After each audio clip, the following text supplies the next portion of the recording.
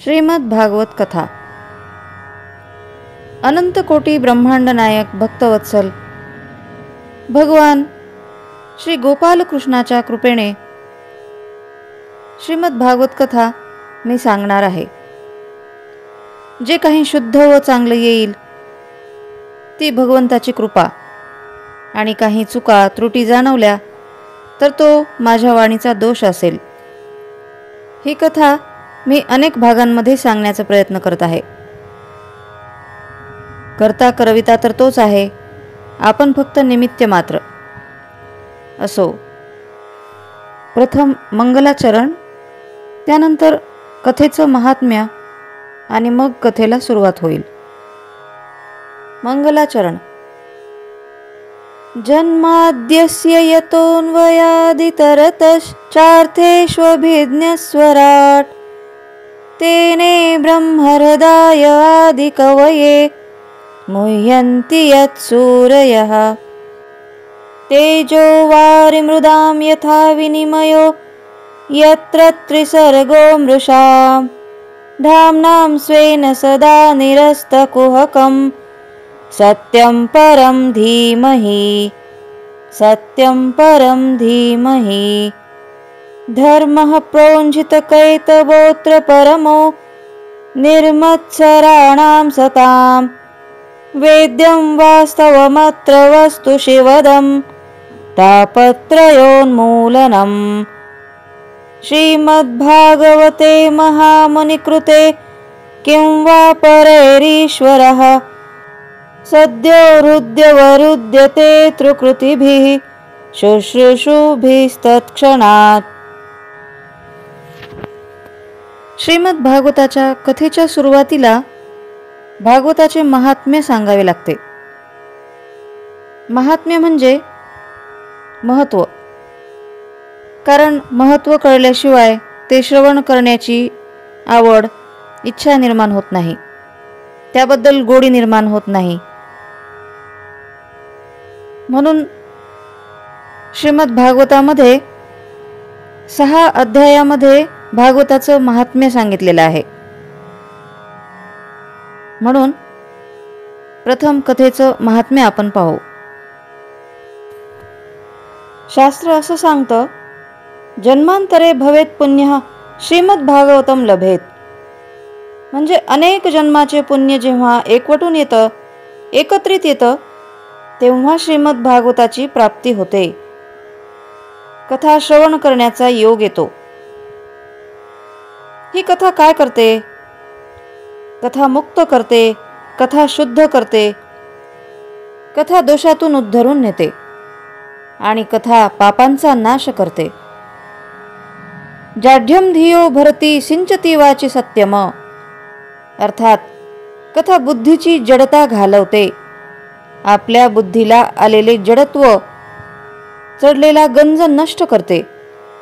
एवढेच नाही तर कथा मानसिक विकृती सुद्धा नष्ट करते। उन्नतीचा विकास कथेमुळे होतो। कथा ही अंतःकरण शुद्ध करते, आणि कथा ही स्वभावाची निर्मिती करते। आणि कथा ही कमलपुष्पासारखं घाणीत राहून सुद्धा, चिखलात राहून सुद्धा स्वतःला त्या चिखलापासून, घाणीपासून अलिप्त कसं ठेवायचं ते शिकवते। सर्व शास्त्राब्धी पीयूष सर्व वेदैक सत्फल सर्व सिद्धांत रत्नाढ्यम सर्व लोकैक धृतपद। सर्व भागवत प्राण श्रीमद् भागवत प्रभो कलिध्वंतोदितादित्यम श्रीकृष्ण परिवर्तितः। अर्थात सर्व शास्त्राब्धी पीयूष म्हणजे हे श्रीमद् भागवता, आम्ही तुम्हाला नमस्कार करतो, कारण सर्व शास्त्र ही समुद्रासारखी आहेत, आणि या सर्व शास्त्रांचं मंथन करून व्यास महर्षींनी हे भागवत काढलेलं आहे। आणि म्हणून हे भागवत अमृत देणारं आहे। शास्त्रकार असंही सांगतात, ग्रंथ नव्हे हा श्रीकृष्ण, म्हणजे हा केवळ ग्रंथ नाही, ही साक्षात श्रीकृष्णाची वाङ्मयीन मूर्तीच आहे। कारण जेव्हा महाभारताचं म्हणजे कौरव पांडवाचं युद्ध संपलं, आणि धर्माची स्थापना झाली। तेव्हा भगवान श्रीकृष्ण त्यांची अवतार लीला संपवून निजधामाला निघाले। तेव्हा उद्धवाने भगवंताला प्रश्न विचारला, हे प्रभू, तुम्ही अवतार लीला संपवून निजधामाला जात आहात आणि आता कलियुगामध्ये तुमच्या भक्तांचं रक्षण कोण करणार? त्यांना कलीच्या प्रभावापासून कोण वाचवणार? तेव्हा भगवान श्रीकृष्ण म्हणाले, उद्धवा, तू चिंता करू नको। मी जरी निजधामाला जात असलो तरी कलियुगामध्ये मी कायम भक्तांच्या सान्निध्यात राहणार आहे, श्रीमद भागवताच्या रूपाने। आणि जो भक्त माझं चिंतन करेल, श्रद्धा आणि भक्तीने श्रीमद भागवत कथा श्रवण करेल अथवा पठन करेल, त्या भक्ताचं मी निश्चितच कल्याण करणार आहे, त्याचा उद्धार मी नक्कीच करणार आहे। म्हणून शास्त्रकार म्हणतात, ग्रंथ नव्हे हा श्रीकृष्ण। ही तर श्रीकृष्णाची वाङ्मयीन मूर्तीच आहे। सच्चिदानंद रूपाय विश्वोत्पत्त्यादि हेतवे तापत्रय विनाशाय श्रीकृष्णाय वयम नमः। अर्थात सच्चिदानंद स्वरूप असणाऱ्या विश्वाची उत्पत्ती, स्थिती आणि संहार करणाऱ्या आणि मानवाला लाभलेल्या तीनही दैहिक, दैविक आणि भौतिक तापांपासून मुक्त करणाऱ्या भगवान श्रीकृष्णाला आम्ही नमस्कार करतो। सच्चिदानंद रूपाय, सच्चिद आनंद म्हणजे काय? सच्चिदानंद।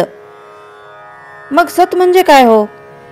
सत म्हणजे सत्य, जे आदि अनादि आहे, जे अमिट आहे, जे अभेद्य आहे, ज्याचा कधीही नाश होणार नाही, असे शाश्वत सत्य म्हणजे सत, जे कालही होतं, आजही आहे आणि उद्याही राहणार आहे। यासाठी मी तुम्हाला एक छोटंसं उदाहरण सांगते। एखाद्या आगीमध्ये आपण लाकूड टाकलं तर त्याचं काय होईल बरं? ते लाकूड जळून जाईल, त्याचा कोळसा होईल, त्याचं अस्तित्वच राहणार नाही। पण त्या लाकडाऐवजी आपण आगीमध्ये सोन्याचा तुकडा टाकला तर तो जळून जाईल का? त्याचा कोळसा होईल का?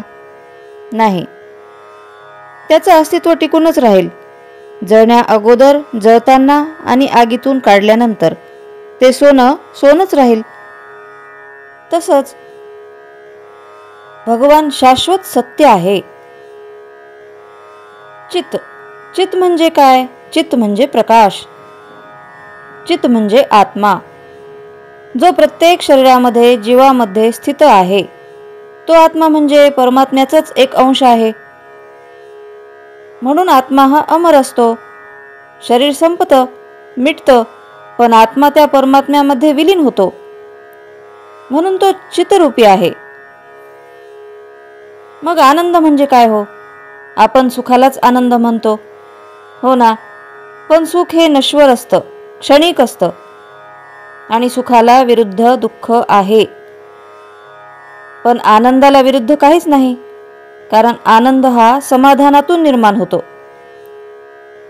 सुख हे काहीतरी मनासारखं झालं तर मिळतं, म्हणजेच दुसऱ्याकडून येतं।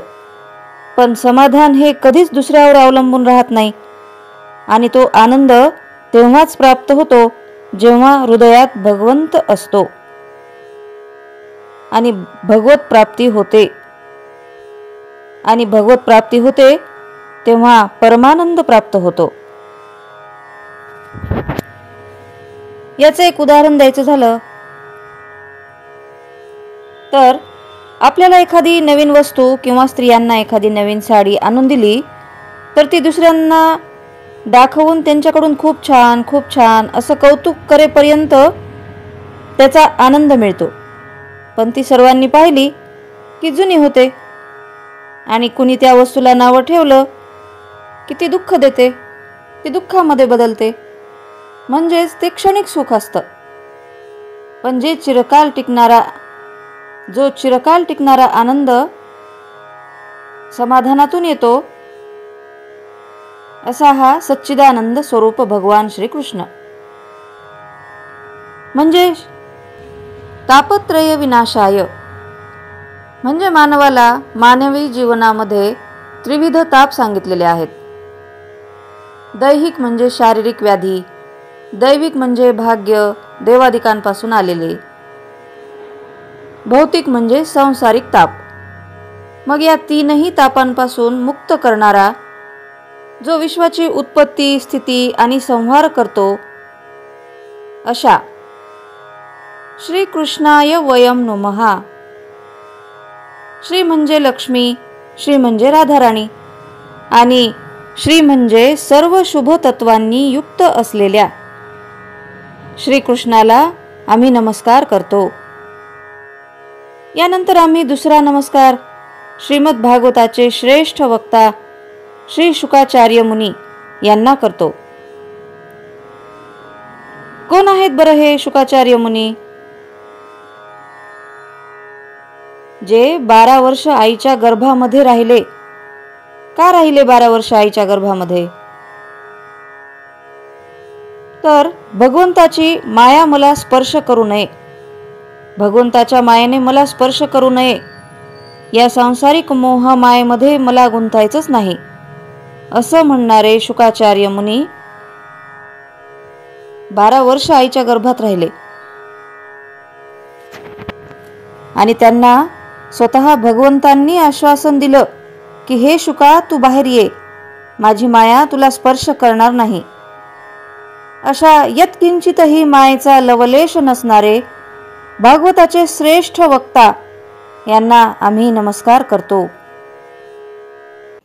यं प्रवृजन्तमनुपेतमपेत कृत्यं द्वैपायनो विरह कातर आजुहाव पुत्रैति तन्मयतया काभिनेदु स्तं सर्वभूतहृदयं मुनिमानतोस्मि.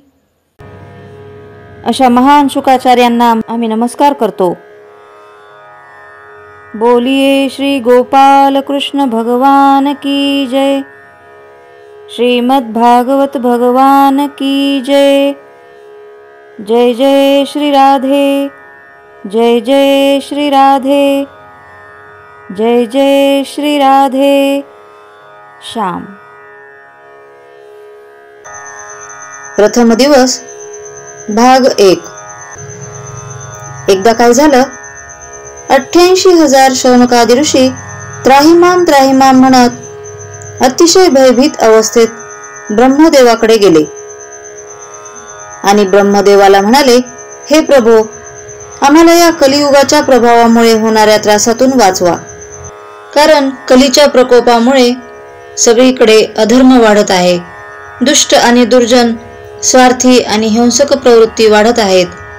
तुम्ही यापासून वाचण्याचा उपाय आम्हाला सांगा. तेव्हा ब्रह्मदेवानी एक चक्र सोडले आणि सर्व ऋषींना सांगितले की हे चक्र जिथे जाऊन थांबेल त्या जागी तुम्ही जाऊन बसा.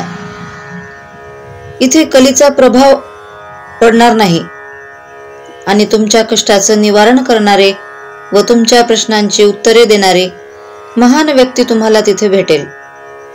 मग ते चक्र अगदी निमिषभरात म्हणजेच क्षणार्धात एका अरण्यात जाऊन थांबले. म्हणून त्या अरण्याला नैमिषारण्य असे नाव पडले. आणि सर्व ऋषी तिथे जाऊन चिंताक्रांत होऊन बसले होते. तेवढ्यात तिथे सूत महर्षींचे आगमन झाले